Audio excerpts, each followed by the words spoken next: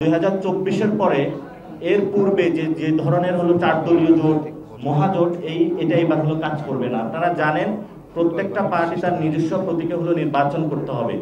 তো সেই জন্য হলো প্রতীক বিক্রির দিন শেষ।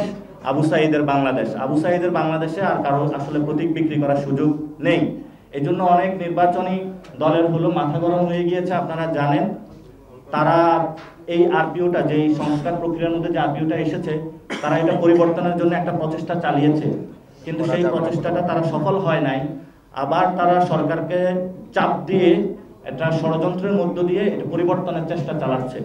এই জন্য আমরা যে ছোট ছোট পার্টিগুলো রয়েছে তাদের কাছেও আবেদন জানাবো যে আপনারা একটা দুইটা সিটের কাছে আপনাদের পুরো পার্টি অথবা জীবনের যে পরিশ্রম, জীবনের যে স্বপ্ন সেটা বিক্রি করে দিবেন না। তো এই সিস্টেম যদি হতো তাহলে তো বাংলাদেশে কোনো মিডল বিজনেসম্যান থাকতো না, মিডল শপ ওনার থাকতো না, অথবা প্রান্তিক লেভেলের শপ ওনার থাকতো না, এক থেকে দুইটা হলো ব্যবসায়ী বা কর্পোরেট হাউস থাকতো। তো এটা তো আমরা ওইভাবে চাই না। তাহলে এটার মাধ্যমে কি হয়, দ্বিদলীয় গণতন্ত্র হয় অথবা একদলীয় গণতন্ত্র হয়। আমরা তো বহুদলীয় গণতন্ত্র চাই। বহুদলীয় গণতন্ত্রের প্রাথমিক শর্ত হলো প্রত্যেক ব্যক্তি অথবা প্রত্যেক পার্টি তার নিজস্ব প্রতীকে ইলেকশন করতে হবে। বহুদলীয় গণতন্ত্রের অন্যতম শর্ত হলো কেউ চাঁদাবাজি সন্ত্রাসীদেরকে মনোনয়ন দিবে না।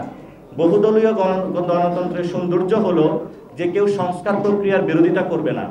বহুদলীয় গণতন্ত্রের সৌন্দর্য হলো যে মাঠের মধ্যে গিয়ে কোনো মল্লযুদ্ধ করে জনগণকে ভোগান্তিতে দিবেন। আপনারা জানেন, আপনারা যখন এই অফিসে আসতেছিলেন, আজকে ঢাকার মধ্যে অনেক জ্যাম পড়েছে। কেন পড়েছে? গণভোট আগে হবে নাকি পরে হবে এটা নিয়ে পুরো বাংলাদেশে মিছিল মিটিং চলতেছে। আবারে আপনারা দেখেছেন আমি মেয়র হয়ে অফিসে বসে গিয়েছি, আমাকে দেয় না কেন, এটার জন্য পুরো ঢাকা হলো অচল করে দেওয়া হয়েছিল। এই ধরনের অচল ঢাকা বা বাংলাদেশ আমরা নতুন বাংলাদেশে দেখতে চাই না। এই জন্য সকল পলিটিক্যাল পার্টির প্রতি আমরা আহ্বান রাখবো যে আপনারা এই ধরনের রাস্তার যে ফাইটটা রয়েছে বা রাস্তার যুদ্ধটা বন্ধ করেন।